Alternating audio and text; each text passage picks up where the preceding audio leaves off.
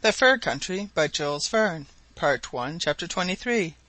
The Eclipse of the 18th July, 1860. The mist did not disperse. The sun shone feebly through thick curtains of fog, and the astronomer began to have a great dread lest the eclipse should not be visible after all. Sometimes the fog was so dense that the summit of the cape could not be seen from the court of the fort. Hobson got more and more uneasy. He had no longer any doubts that the convoy had gone astray in the strange land. Moreover, vague apprehensions and sad forebodings increased his depression. He could not look into the future with any confidence. Why, he would have found it impossible to explain. Everything apparently combined to reassure him. In spite of the great rigour of the winter, his little colony was in excellent health. No quarrels had risen amongst the colonists, and their zeal and enthusiasm was still unabated. The surrounding districts were well stocked with game. The harvest of furs had surpassed his expectations, and the company might well be satisfied with the result of the enterprise. Even if no fresh supply of provisions arrived, the resources of the country were such that the prospect of a second winter need awake no misgivings. Why, then, was Lieutenant Hobson losing hope and confidence? He and Mrs Barnett had many a talk on the subject, and the latter did all she could to raise the drooping spirits of the commanding officer, urging upon him all the considerations enumerated above. And one day, walking with him along the beach, she pleaded the cause of Cape Bathurst and the factory, built at the cost of so much suffering, with more than usual eloquence. "Yes, yes, madam, you are right," replied Hobson, "but we can't help our presentiments. I am no visionary. 20 times in my soldier's life I have been in critical circumstances, and have never lost presence of mind for one instant. And now for the first time in my life I am uneasy about the future. If I had to face a positive danger I should have no fear, but a vague uncertain peril of which I have only a presentiment." "Of what danger do you mean?" inquired Mrs Barnett. "A danger from men, from animals, or the elements?" "Of animals I have no dread whatever, madam. It is for them to tremble before the hunters of Cape Bathurst. Nor do I fear men. These districts are frequented by none but Esquimaux, and the Indians seldom venture so far north." "Besides, Lieutenant," said Mrs Barnett, "the Canadians, whose arrival you so much feared in the fine season, have never appeared." "I am sorry for it, madam." "What! You regret the absence of the rivals who are so evidently hostile to your company?" "Madam, I am both glad and sorry that they have not come. That will, of course, puzzle you, but observe that the expected convoy from Fort Reliance has not arrived. It is the same with the agents of the St. Louis Fur Company. They might have come, and they have not done so. Not a single Esquimaux has visited this part of the coast during the summer either." "And what do you conclude from all this?" inquired Mrs Barnett. "I conclude that it is not so easy to get to Cape Bathurst or to Fort Hope as we could wish." The lady looked into the lieutenant's anxious face, struck with the melancholy and significant intonation of the word easy. "Lieutenant Hobson," she said earnestly, "if you fear neither men nor animals, I must conclude that your anxiety has reference to the elements."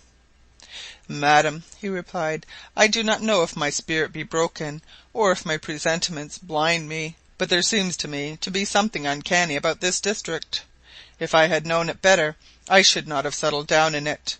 I have already called your attention to certain peculiarities which to me appear inexplicable.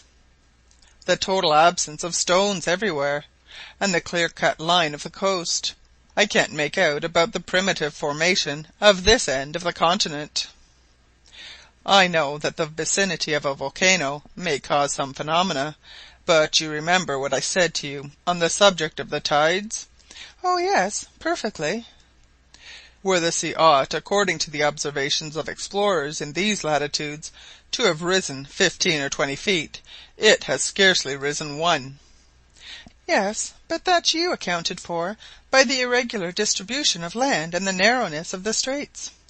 "I tried to account for it, that is all," replied Hobson; "but the day before yesterday I noticed a still more extraordinary phenomenon, which I cannot even try to explain, and I doubt if the greatest savants could do so either." Mrs Barnett looked inquiringly at Hobson. "What has happened?" she exclaimed. "Well, the day before yesterday, madam, when the moon was full, and according to the almanac the tide ought to have been very high, the sea did not even rise 1 foot as it did before. It did not rise at all."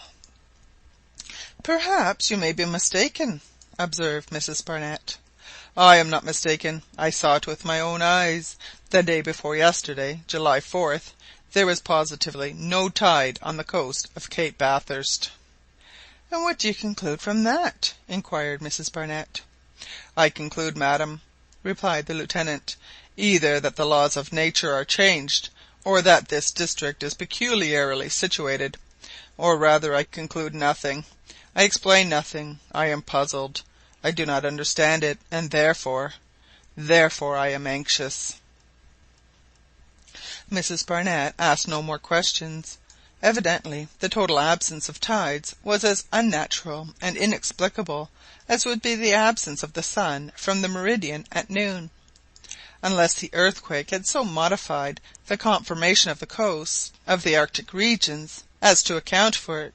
But no, such an idea could not be entertained by any one accustomed to note terrestrial phenomena.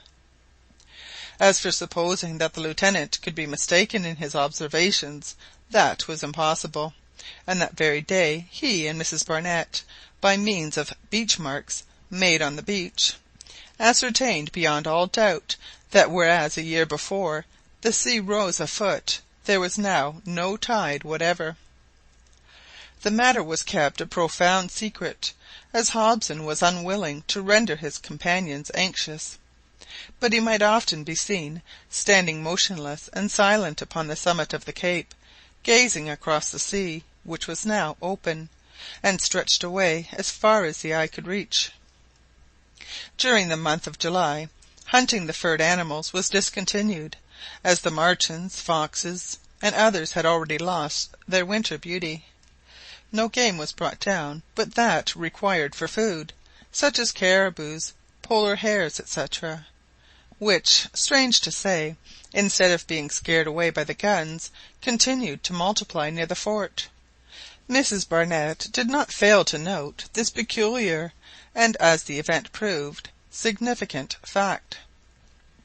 No change had taken place in the situation on the 15th July. No news from Fort Reliance. The expected convoy did not arrive, and Hobson resolved to execute his project of sending to Captain Craventy, as Captain Craventy did not come to him. Of course none but Sergeant Long could be appointed to the command of the little troop, although the faithful fellow would rather not have been separated from his lieutenant. A considerable time must necessarily elapse before he could get back to Fort Hope. He would have to pass the winter at Fort Reliance, and return the next summer, 8 months at least. It is true, either Mac Nab or Rae could have taken the sergeant's place, but then they were married, and the one being a master carpenter, and the other the only blacksmith, the colonists could not well have dispensed with their services. Such were the grounds on which the lieutenant chose Long, and the sergeant submitted with military obedience. The 4 soldiers elected to accompany him were Belcher, Pond, Petersen, and Kellet, who declared their readiness to start. 4 sledges and their teams of dogs were told off for the service. They were to take a good stock of provisions, and the most valuable of the furs, foxes, ermines, martens, swans, lynxes, muskrats, gluttons, etc., all contributed to the precious convoy. The start was fixed for the morning of the 19th July, the day after the eclipse.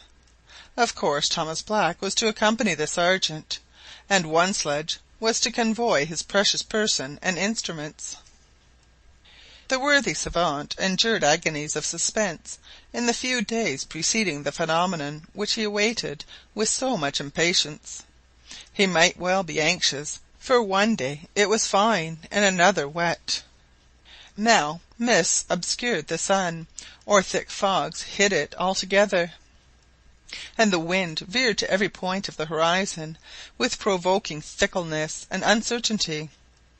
What if during the few moments of the eclipse the queen of the night and the great orb of day should be wrapped in an opaque cloud at the critical moment, so that he, the astronomer, Thomas Black, come so far to watch the phenomenon, should be unable to see the luminous corona or the red prominences? How terrible would be the disappointment! How many dangers, how much suffering, how much fatigue would have been gone through in vain! "To have come so far to see the moon and not to see it!" he cried in a comically piteous tone. No, he could not face the thought, and early of an evening he would climb to the summit of the cape and gaze into the heavens. The fair Phoebe was nowhere to be seen, for it being 3 days before new moon, she was accompanying the sun in his daily course, and her light was quenched in his beams. Many a time did Thomas Black relieve his overburdened heart by pouring out his troubles to Mrs Barnett.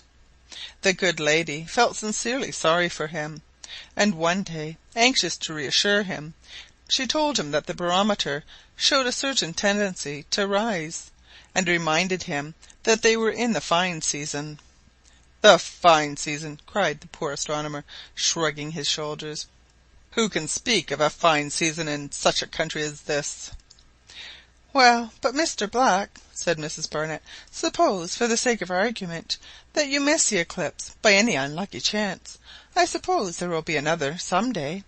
The eclipse of July 18th will not be the last of this century." "No, madam, no," returned Black. "There will be 5 more total eclipses of the sun before 1900. One on the 31st December 1861, which will be total for the Atlantic Ocean, the Mediterranean, and the Sahara Desert.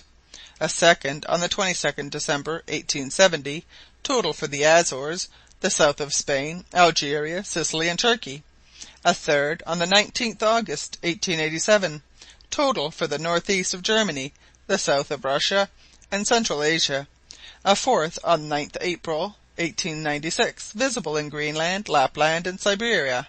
And lastly a fifth on the 28th May 1900, which will be a total eclipse for the United States, Spain, Algeria, and Egypt." "Well, Mr Black," resumed Mrs Barnett, "if you lose the eclipse of the 18th July 1860, you can console yourself by looking forward to that of the 31st December 1861. It will only be 17 months." "I can console myself, madam," said the astronomer gravely, "by looking forward to that of 1896. I shall have to wait not 17 months, but 36 years." "May I ask why?" "Because of all the eclipse, it alone, that of the 9th August 1896, will be total for places in high latitudes, such as Lapland, Siberia, or Greenland."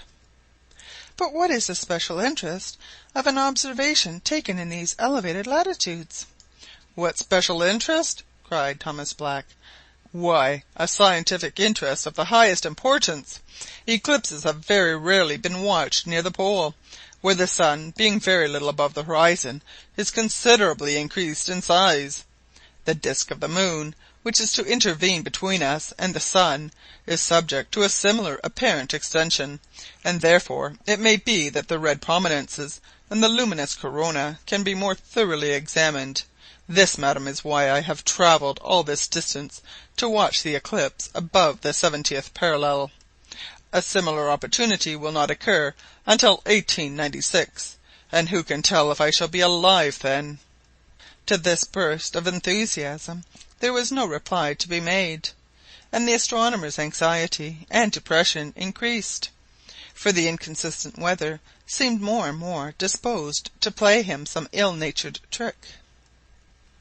It was very fine on the 16th July, but the next day it was cloudy and misty, and Thomas Black became really ill. The feverish state he had been in for so long seemed likely to result in a serious illness.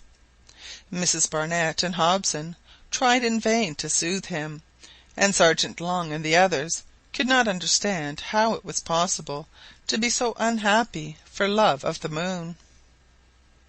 At last the great day, the 18th July, dawned. According to the calculations of the astronomers, the total eclipse was to last 4 minutes 37 seconds, that is to say, from 43 minutes 15 seconds past 11 to 47 minutes 57 seconds past 11 a.m. "What can I do? What do I ask?" moaned the astronomer, tearing his hair. "Only one little corner of the sky free from clouds, only the small space in which the eclipse is to take place. Aye, and for how long? For 4 short minutes. After that let it snow, let it thunder, let the elements break loose in a fury. I should care no more for it all than a snail for a chronometer." It is not to be denied that Thomas Black had some grounds for his fears. It really seemed likely that observations would be impossible. At daybreak the horizon was shrouded in mists.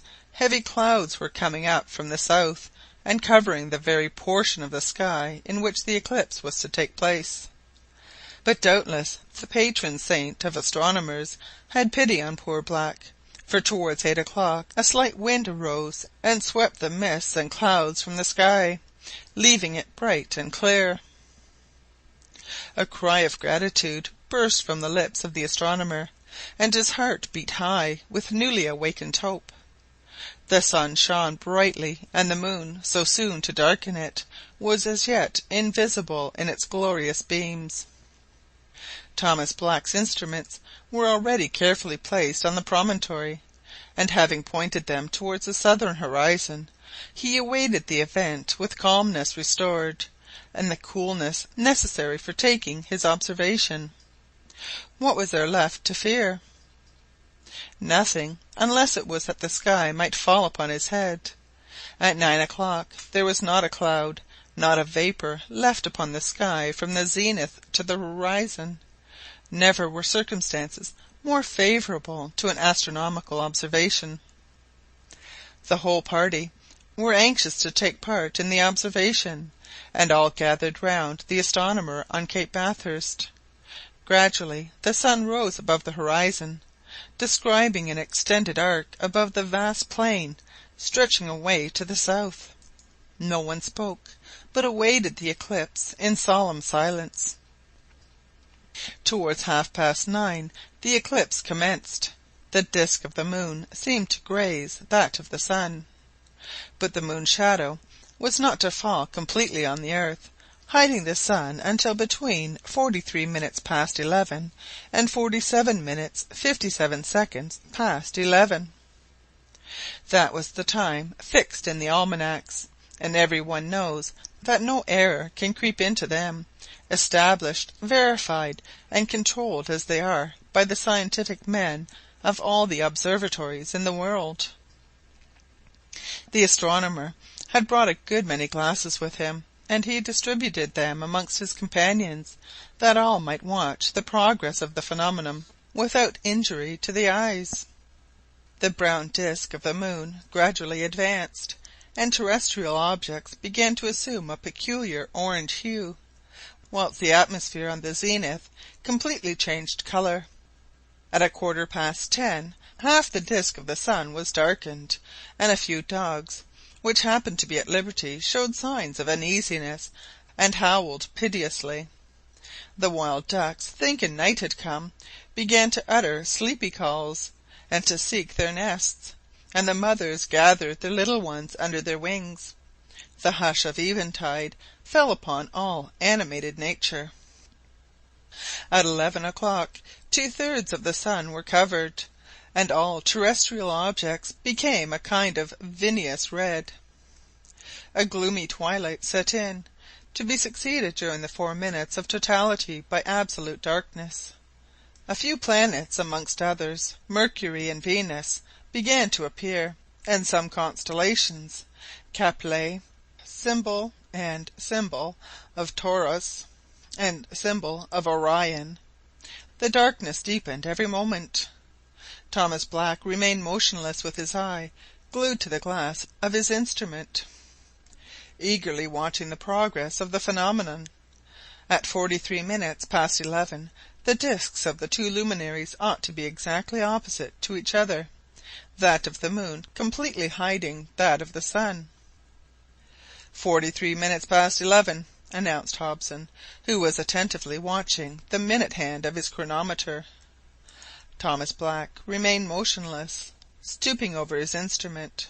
Half a minute passed, and then the astronomer drew himself up, with eyes distended and eager. Once more he bent over the telescope, and cried in a choked voice, "She is going! She is going! The moon is going! She is disappearing, running away!" True enough, the disk of the moon was gliding away from that of the sun without having completely covered it. The astronomer had fallen backwards, completely overcome. The 4 minutes were past. The luminous corona had not appeared. "What is the matter?" inquired Hobson. "The matter is," screamed the poor astronomer, "that the eclipse was not total, not total for this portion of the globe, d'ye hear? It was not total, I say, not total." "Then all your almanacs are incorrect." "Incorrect! Don't tell that to me, if you please, Lieutenant Hobson." "But what then?" said Hobson, suddenly changing countenance. "Why," said Black, "we are not after all on the 70th parallel." "Only fancy!" cried Mrs Barnett. "We can soon prove it." "We can soon prove it," said the astronomer, whose eyes flashed with rage and disappointment. "The sun will pass the meridian in a few minutes. My sextant, quick, make haste!" One of the soldiers rushed to the house and fetched the instrument required. The astronomer pointed it upon the sun. He watched the orb of day pass the meridian, and rapidly noted down a few calculations. "What was the situation of Cape Bathurst a year ago when we took the latitude?" he inquired. 70 degrees 44 minutes and 37 seconds, replied Hobson. "Well, sir, it is now 73 degrees 7 minutes and 20 seconds. You see, we are not under the 70th parallel, or rather, we are no longer there," muttered Hobson. A sudden light had broken in upon his mind. All the phenomena hitherto so inexplicable were now explained. Cape Bathurst had drifted 3 degrees further north since the arrival of the lieutenant and his companions. End of chapter 23. And end of part 1.